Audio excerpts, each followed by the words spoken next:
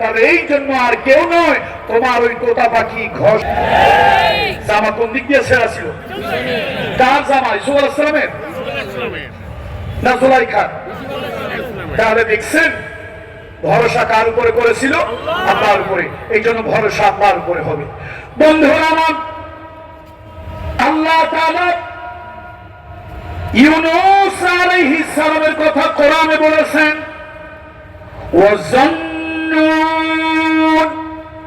ইয যাহাবা মুগাদিবান ফাযান্না আল্লান নাকদিরা আলাইহি ফানাদাহু ফিজ যুলুমাতি আল্লাহ ইলাহা ইল্লা আনতা সুবহানাকা ইন্নী কুনতু মিনাজ যালিমিন।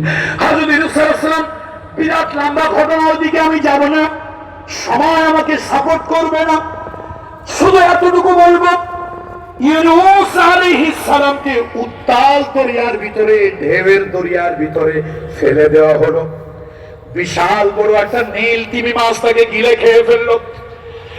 হযরত ইউনূস আলাইহিস সালাম মাছের পেটের ভিতরে গিয়া বেহুশ হয়ে আছেন।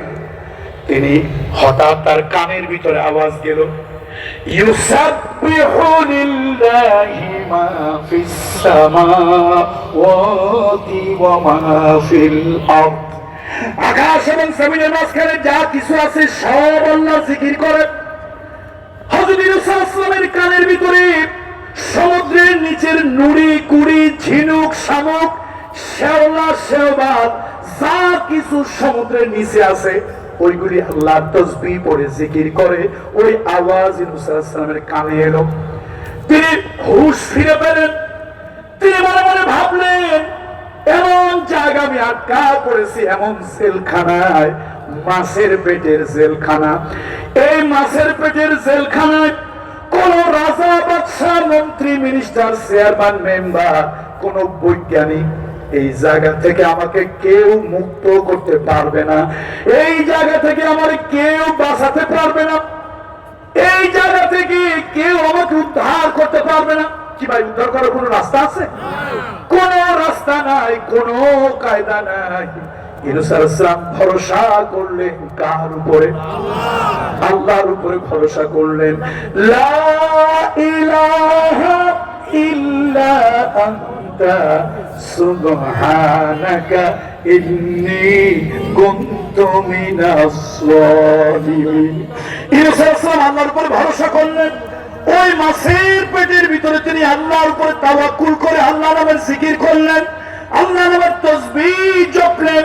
আল্লাহ তাআলা মাছের পেটের ভিতরে প্রচন্ড ব্যথা উঠায় দিল। মাছ অস্থির হয়ে গেল, মাছ অধৈর্য হয়ে গেল, সমুদ্রের তীরে চলে গেল আর বমি করলো। ওই বমির সাথে সাথে ইউনূস আলাইহিস সালামকে বের করে দিল। ফাস্তাজাবনা লাহু, পড়েন আমার সাথে, আবেগ নিয়ে পড়বেন। ফাস্তাজাবনা লাহু ওয়া নাজ্জাইনাহু মিনাল গাম্মি ওয়া কাযালিকা নুনজিল মুমিনিন।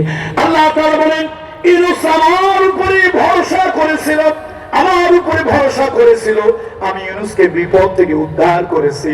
শুধু ইউনূসকে উদ্ধার করেছি তা নয়, কিয়ামত পর্যন্ত আমার কোন বান্দা বান্দি আমি আল্লাহর উপরে যদি তাওয়াক্কুল করে, আমি আল্লাহর উপরে যদি ভরসা করে, ওই বান্দাদের রাস্তা আমি আল্লাহ তাআলা খুলে দেব।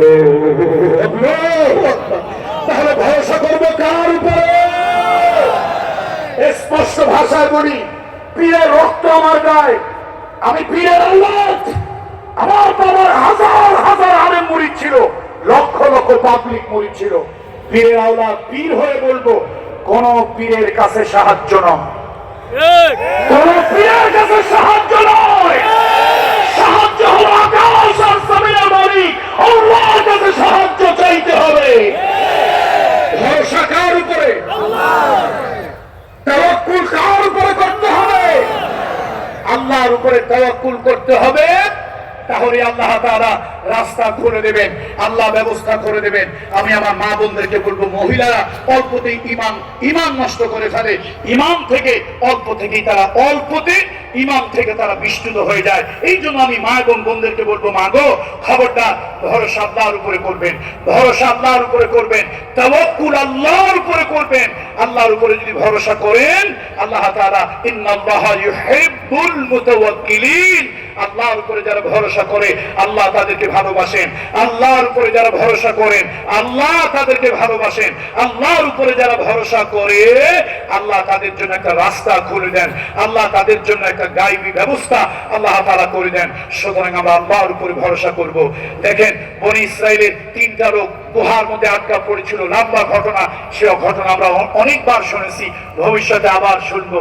তাদের গুহার মুখটা বন্ধ হয়ে গিয়েছিল, বিশাল বড় একটা পাথর, সেই পাথর সরানোর কেউ ছিল না। 3 বন্ধু গুহার মধ্যে জীবনের ভালো কাজকে ওসিলা দিয়ে আল্লাহর কাছে তাওয়াক্কুল করেছিল। আল্লাহই বাঁচাতে পারবে। কে বাঁচাতে পারবে? আল্লাহই বাঁচাতে পারবে, আল্লাহই হেফাজত করতে পারবে। আল্লাহর উপর ভরসা করেছিলেন, দোয়া করেছিলেন। সেই গুহা থেকে নবীজির হাদিস, রাহমাতুল লিল আলামিনের হাদিস, সেই গুহা থেকে আল্লাহ তাআলা তাদেরকে হেফাজত করেছিলেন। এবার আসেন, ইনসাফ সুবিচার প্রতিষ্ঠাকারী। আমি আর আমার আলোচনা শেষের দিকে নিয়ে আসছি।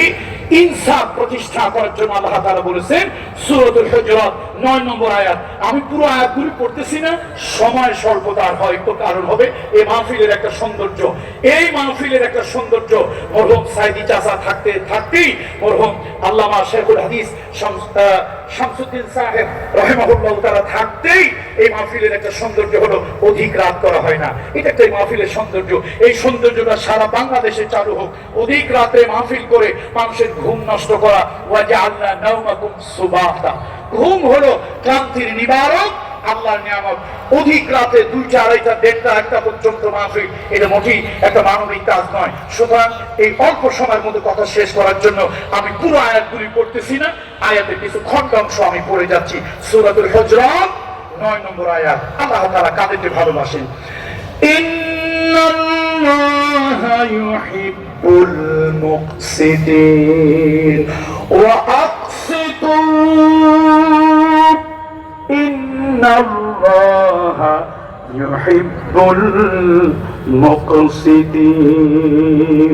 সুবিচার প্রতিষ্ঠা করো, ন্যায় বিচার করো, ইনসাফ করো। আল্লাহ তাআলা সুবিচারকারীকে ভালোবাসেন, আল্লাহ তাআলা ন্যায় বিচারকে ভালোবাসেন। যারা নাকি সুবিচার করে, ন্যায় বিচার যারা করে, আল্লাহ তাদেরকে ভালোবাসেন।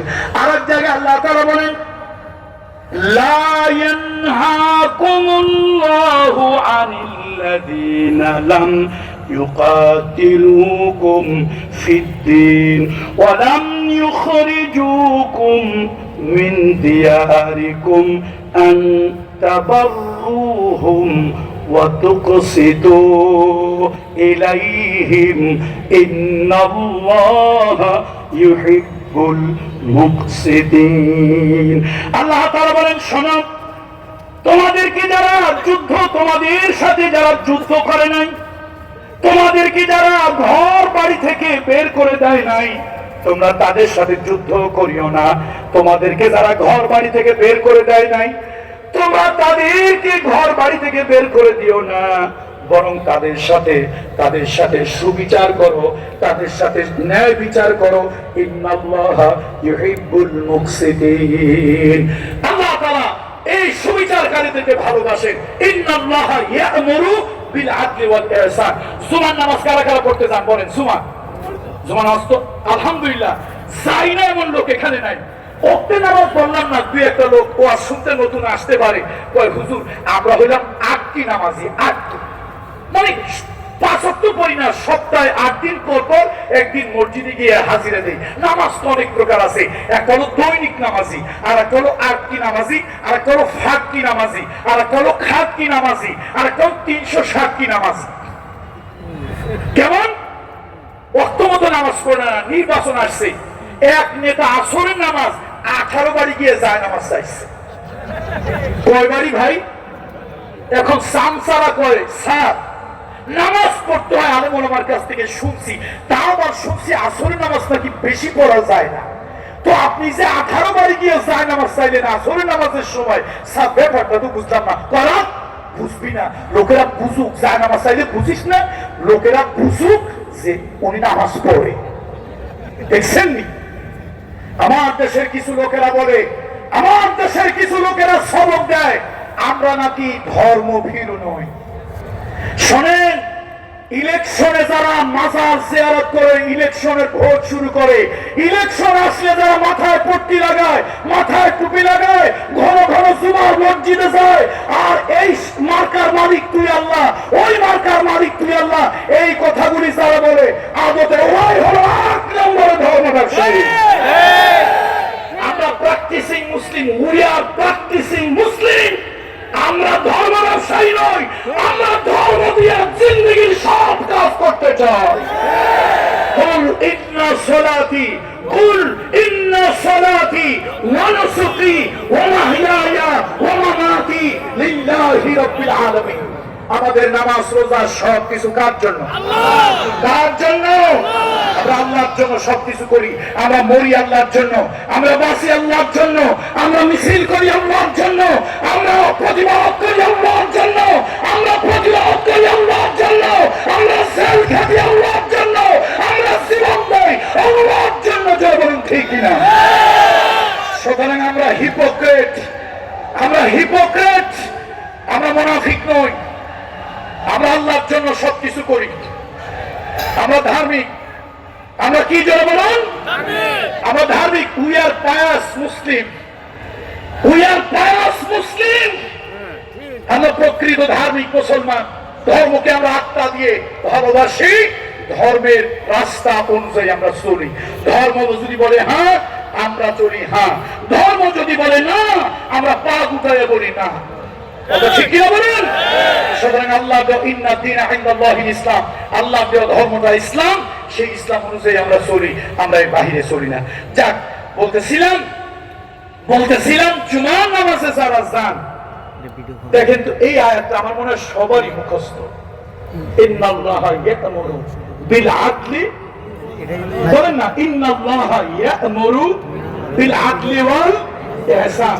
আল্লাহ তাআলা তোমাদেরকে নির্দেশ দিয়েছেন আদল করার জন্য, সুবিচার করার জন্য, ইনসাফ করার জন্য। দুঃখ হলো রাষ্ট্রের ভিতরে, যে রাষ্ট্রের ভিতরে সুবিচার থাকে না, যেই রাষ্ট্রের ভিতরে ইনসাফ থাকে না, ওই রাষ্ট্রের ভিতরে রহমত আর বরকত থাকতে পারে না। আপনি দল দেখে বিচার করবেন। তাফসীর ইবনে কাসিরের ভিতরে এসেছে বিচারক 3 প্রকার। তাফসীর ইবনে কাসিরে বলা হয়েছে বিচারক 3 প্রকার। এক প্রকারের বিচারক হলো বাদী বিবাদীর কাছ থেকে শুনবে, মামলা ভালো করে বুঝবে, কোন উদ্দেশ্য প্রণোদিত হয় নয়, কোন ভয় ভীতিতে নয়, সে তার বিবেককে জাগ্রত করে ন্যায়সঙ্গত রায় প্রদান করবে। কিয়ামতের ময়দানে 7 শ্রেণীর মানুষকে আল্লাহ তাআলা, 7 শ্রেণীর মানুষকে আল্লাহ তাআলা আল্লাহর আরশের ভিতরে, আল্লাহর আরশের নিচে ছায়া দেবে, আল্লাহর এয়ার কন্ডিশন রুমে আল্লাহ জায়গা দেবে 7 শ্রেণীর লোক। তার মধ্যে এই বিচারক, যেই বিচারক দল মত আদর্শ চিন্তা ভাবনার উঠে উঠে ন্যায়সঙ্গত বিচার করেছে। আর সেই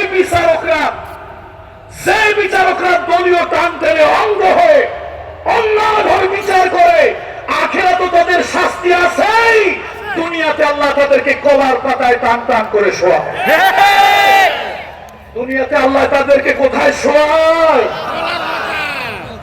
আর কি কিছু বলা লাগবে? আর কিছু বলার দরকার আছে? আর কিছু বলার দরকার নেই। বন্ধুরা আমার, ইবনে কাসির লিখেছে, জগৎ বিখ্যাত তাফসীর ইবনে কাসির লিখেছে 3 শ্রেণীর বিচারক।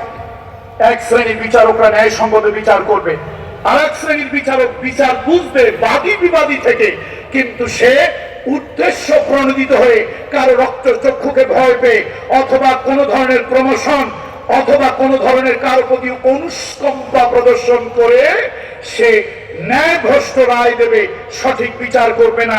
এই বিচারককে আল্লাহ তাআলা কিয়ামতের ময়দানে ফেরেশতাদেরকে হুকুম দেবে, উপর করে তাদেরকে উল্টায়া ধরে ফুটবলের মতো লাথি দিয়া অপমান অসম্মান করে জিল্লত দিয়ে আল্লাহ তাআলা জাহান্নামের ভিতরে ফেলবে।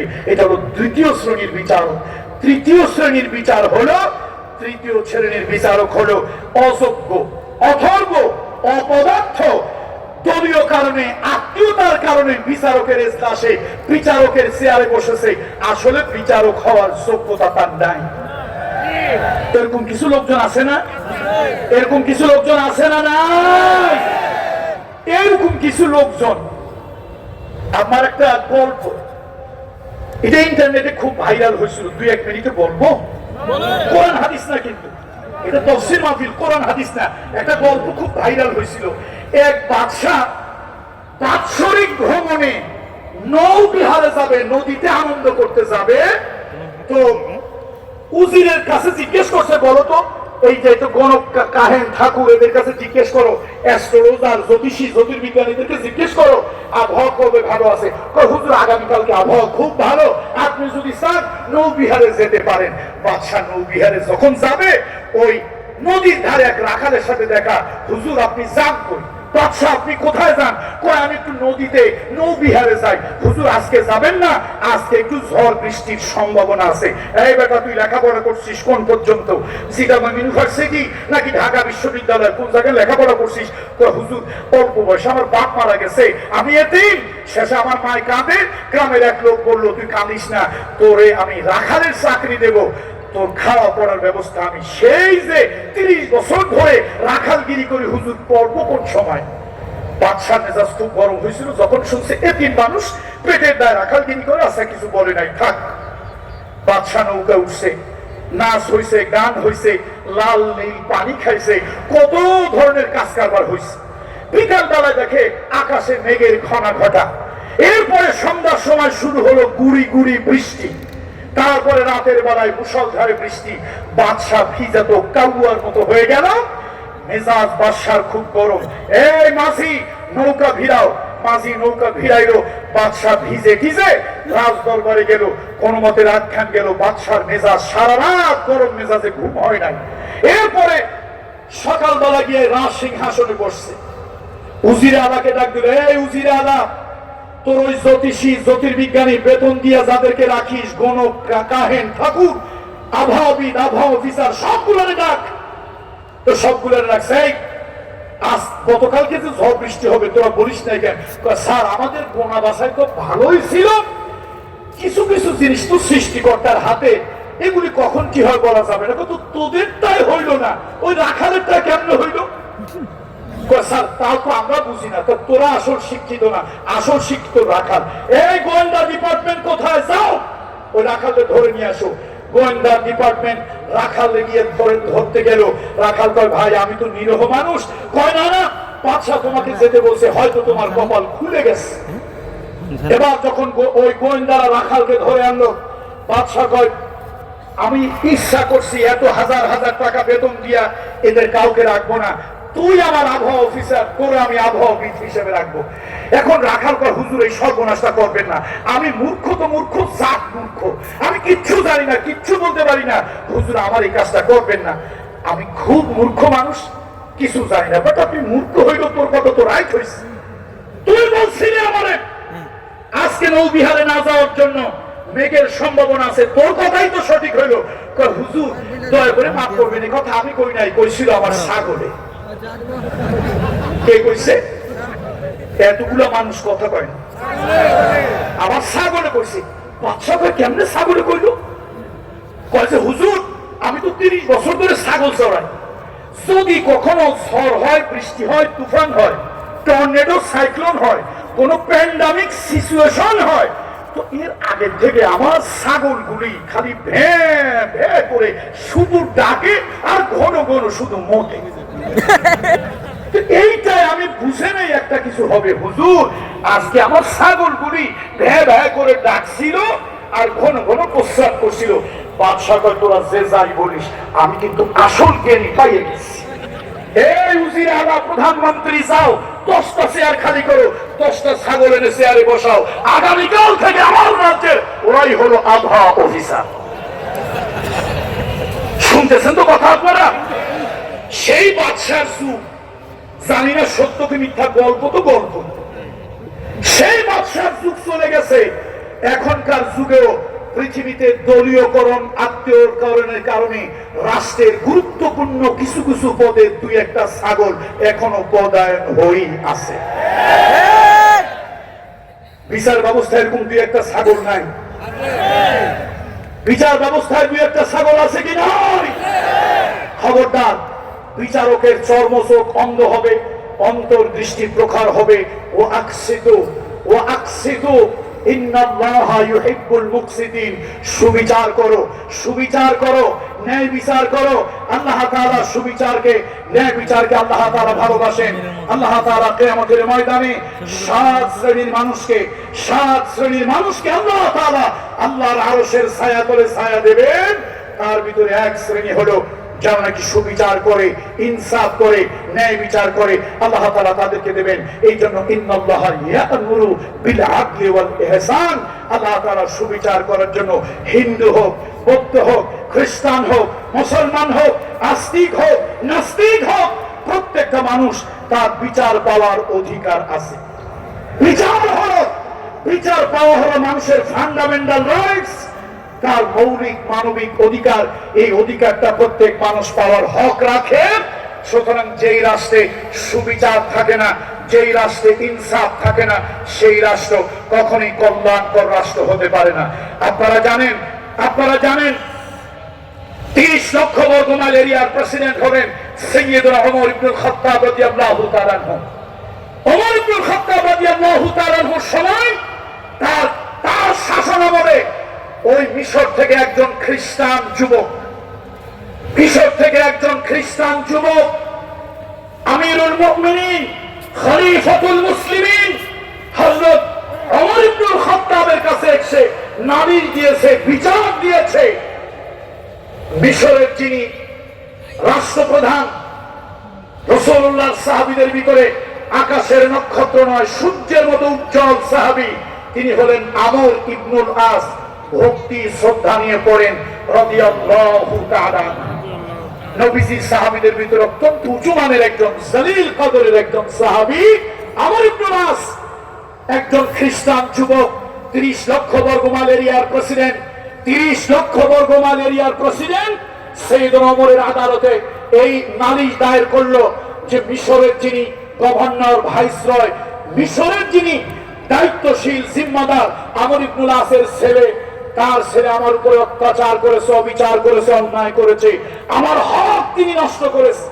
সৈয়দনা ওমর বললেন, এক পক্ষ থেকে শুনে কখনো সুবিচার, এক পক্ষ থেকে শুনে কখনো ন্যায় বিচার, ইনসাফ হয় না।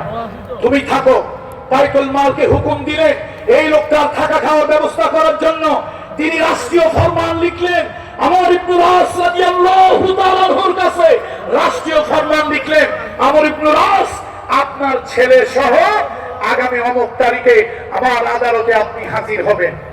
সৈয়দনা ওমর রাদিয়াল্লাহু তাআলা আনহুর চিঠিকে সম্মান করে মিশরের যিনি গভর্নর, মিশরের যিনি শাসক, মিশরের রাষ্ট্রের যিনি পরিচালক, ফাতেহে মিসর তাকে বলা হতো। তার সব থেকে বড় পরিচয় হলো ফাতেহে মিসর, মিশর বিজয়ী আমর ইবনুল আস রাদিয়াল্লাহু তাআলা আনহু তার ছেলে সহ সৈয়দনা ওমর রাদিয়াল্লাহু তাআলা আনহুর ইজলাসে তার দরবারে উপস্থিত হলো।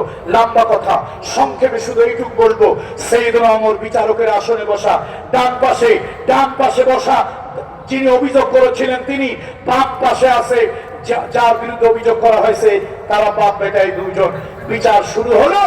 সৈয়দনা ওমর রাদিয়াল্লাহু তাআলা আনহু ওই খ্রিস্টান যুবকের কাছ থেকে সব তিনি শুনলেন। শোনার পরে এবার তিনি আত্মপক্ষ সমর্থন করার জন্য বললেন হযরত আমর ইবনুল আস এবং তার ছেলেকে। সৈয়দনা ওমর যা বোঝার বুঝে গেল, বাপ যেহেতু রাষ্ট্রের ক্ষমতায়, বাপের ক্ষমতার কারণে ছেলে একটু ক্ষমতার দাপট দেখায়। ওমর রাদিয়াল্লাহু তাআলা আনহু তার দিলে যা বোঝার তিনি বুঝে ফেললেন। এবার তিনি বিচারকের আসন থেকে নেমে তিনি এবার তার চাবুকটা দিলেন ওই খ্রিস্টান যুবকের হাতে। বললেন, শোনো, চাবুকটা আমি মারতে পারতাম, আমার রাষ্ট্রের কোন কর্মচারী দিয়ে এই চাবুক মারতে পারতাম, কিন্তু না, তোমাকে কত জোরে চাবুকের আঘাত করেছিল আমি জানি না। তোমাকে যত জোরে যতগুলি চাবুকের আঘাত করেছে আমর ইবনে আসের ছেলে, আমি হুকুম দিচ্ছি রাষ্ট্রের প্রধান আমিরুল মুমিনিন খলিফাতুল মুসলিমিন হয়ে আমি তোমাকে হুকুম দিচ্ছি, অতগুলি চাবুক তুমি তার ছেলের পিঠে মারো। তার হাত থরথর করে কাঁপছিল, হাত থরথর করে কাঁপছিল। মুসলিম দেশ, মুসলমানের দেশ, মুসলমানের ভূখণ্ড, মুসলিম শাসক, মুসলমানের বিরুদ্ধে আমি মামলা দায়ের করেছি মুসলমানের পিঠে চাবুক মারার জন্য। আমিরুল মুমিনিন বলতেছে, তার বুকটা কলিজাটা থরথর করে কাঁপতেছে। সাইয়েদনা ওমর ধমক দিলেন, তুমি কাউকে ভয় করো না, আমি তোমাকে নির্দেশ দিচ্ছি, যতগুলি আঘাত দেওয়া হয়েছে সে আঘাতের বদলা তুমি নাও। তিনি আঘাতের বদলা অতগুলি আঘাত দিলেন। এবার তিনি মামলার রায় প্রদান করলেন, এই জিনিসটা কার, এই দাবিটা কার, কোনটা বৈধ কোনটা অবৈধ। মামলার পুরো রায়টা দিয়ে শারীরিক যে অ্যাসল্ট করেছিল, শারীরিক লাঞ্ছিত করেছিল, তার শাস্তি দিয়ে এবার বলেন, তুমি কি তোমার বিচার পেয়েছো? হ্যাঁ, আমি আমার বিচার পেয়েছি। আমিরুল মুমিনিন, আমি খুশি হয়েছি, আমি অনুপ্রাণিত হয়েছি, আমি সত্যি আমি মনের থেকে খুশি হয়েছি। আমি কল্পনাও করতে পারি নাই মুসলমানের দেশে, মুসলমানের আদালতে আমি একজন মাইনরিটি হিসেবে, সংখ্যালঘু অমুসলিম হিসেবে আমি এইরকম বিচার পাবো, এটা আমি কল্পনাও করতে পারিনি। আমি এক বুক আশা নিয়ে ফিরে যাচ্ছি, নতুন একটা দিগন্তের ছোঁয়া নিয়ে আমি ফিরে যাচ্ছি। তিনি চলে গেলেন। এবার সাইয়েদনা ওমর ইবনুল খাত্তাব আসলেন ওই কাঠগড়ায় এসে।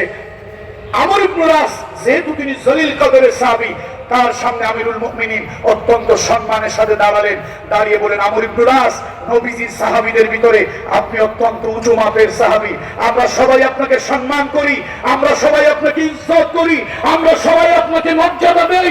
আমর ইবনে আস, আপনার হাত ধরে মিশর বিজয় হয়েছে, ইতিহাসে আপনার নাম লেখা থাকবে, কিন্তু আপনার সন্তান যা করেছে তা ভালো করেনি।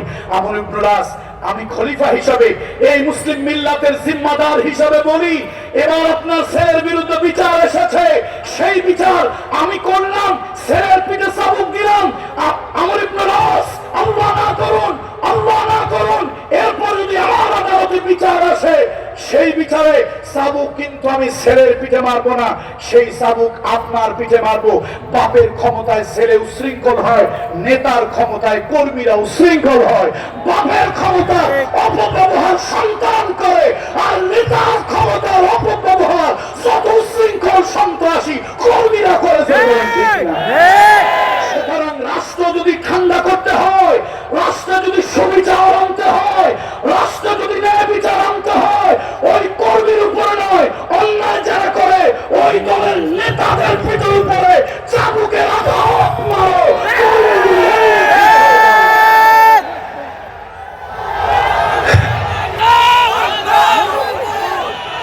বন্ধুরা আমার, বন্ধুরা আমার, আজকে কিসের ওয়াজ হচ্ছে? কিসের ওয়াজ? কিসের ওয়াজ হচ্ছে? কার ভালোবাসা? যারা সুবিচার করে, বলেন, যারা সুবিচার করে, করে, যারা ন্যায় বিচার করে, যারা ইনসাফ করে, আল্লাহ তাদেরকে ভালোবাসেন। পয়েন্ট এটা শেষ। শেষ করবো না, একটা পয়েন্ট শেষ করবো। বন্ধুরা আমার, আর একটা পয়েন্ট, আর একটা পয়েন্ট। এবার একটু দৌড়দৌড়ি করা লাগবে, করতে রাজি আছেন তো? এবার একটু ময়দানে যাওয়া লাগবে, যেতে পারবেন তো? এবার একটু টিয়ার সেট, কাঁদানো গ্যাস, অনেক কিছু ফেস করতে হবে, রাজি আছেন তো? আল্লাহ, এবার আল্লাহ কাদেরকে ভালোবাসেন? মসজিদে নববীর ভিতরে ইবনে কাসির, তাফসীর ইবনে কাসিরের ভিতরে এসেছে, মসজিদে নববীর ভিতরে কিছু সাহাবী বসেছিলেন, তারা পারস্পরিক আলোচনা করছিলেন, পারস্পরিক আলোচনা করছিলেন আল্লাহ কোন আমলটা ভালোবাসেন। আল্লাহ তাআলা যেই আমল ভালোবাসে, আল্লাহ তাআলা যেই কাজটা ভালোবাসে, আমরাও ওই কাজটা করব। আল্লাহ যে আমল ভালোবাসে, আমরা যদি ওই আমলটা করি আল্লাহ আমাদেরকে ভালোবাসবেন। মসজিদে নববীর ভিতরে সাহাবীরা কথাবার্তা বলছিল, ওই জায়গায় ইমানদার সাহাবীরা ছিল, আবার দুই একটা মুনাফিকও মদিনায় ছিল। কথা ঠিক কিনা? এখন ইমানদাররা, নবীজির সাহাবী ইমানদার, আল্লাহু আকবার, তাদের ইমান তো অনেক উঁচু দরজার ইমান। এই ভালো মানুষগুলোর ভিতরে দুই একটা আব্দুল্লাহ ইবনে উবাই ইবনে সুলুল দুই একটা ছিল কি ছিল না? এখন মসজিদে নববীতে কথা হইতেছে, এক জায়গায় বসে গল্প হইতেছে, এই চলো আমরা রাসূলুল্লাহর কাছে যাই, কোন আমলটা আল্লাহ ভালোবাসেন ওইটা আমরা করব। এমন সময় জিবরাইল চলে আসলো আল্লাহর হাবিবের কাছে। আল্লাহ নবীর কাছে জিবরাইল এলো। জিবরাইল এসে বলল, ইয়া রাসূলুল্লাহ, আপনার সাহাবীরা বলাবলি করতেছে কোন আমলটা আল্লাহ ভালোবাসেন ওই আমলটা তারা করবে। আল্লাহ তাআলা বলে দিয়েছেন, শোনেন, ইন্নাল্লাহা ইউহিব্বুল্লাযীনা ইউকাতিলুনা ফি সাবিলিহি সাফফান কাআন্নাহুম বুনিয়ানুম মারসুস। সূরা সাফ 4 নম্বর আয়াত। আল্লাহ তাআলা জানিয়ে দিলেন, ও আমার নবীর সাহাবীরা, তোমরা শোনো, ইন্নাল্লাহা, নিশ্চয় আল্লাহ তাআলা, ইউহিব্বুল্লাযীনা, আল্লাহ তাআলা তাদেরকে ভালোবাসেন, ইউকাতিলুনা ফি সাবিলিহি, যারা আল্লাহর রাস্তায় সংগ্রাম করে। আল্লাহর রাস্তায় যারা সংগ্রাম করে কিসের মতো? সাফফান, কাতারবদ্ধ হয়ে, সারিবদ্ধ হয়ে, কাআন্নাহুম বুনিয়ানুম মারসুস, যেন তারা সীসা ঢালা প্রাচীরের মতো। আল্লাহর রাস্তায় যারা সীসা ঢালা প্রাচীরের মতো সংঘবদ্ধ হয়ে জিহাদ যারা করে ওই মানুষগুলোকে আল্লাহ তাআলা ভালোবাসেন। তাহলে আল্লাহ ভালোবাসেন। আল্লাহ রাস্তায় যারা ঐক্যবদ্ধ হয়ে, সংঘবদ্ধ হয়ে যারা আল্লাহ রাস্তায় জিহাদ করে, সংগ্রাম করে। দেখেন, জিহাদ কিন্তু দুই রাস্তায় করে।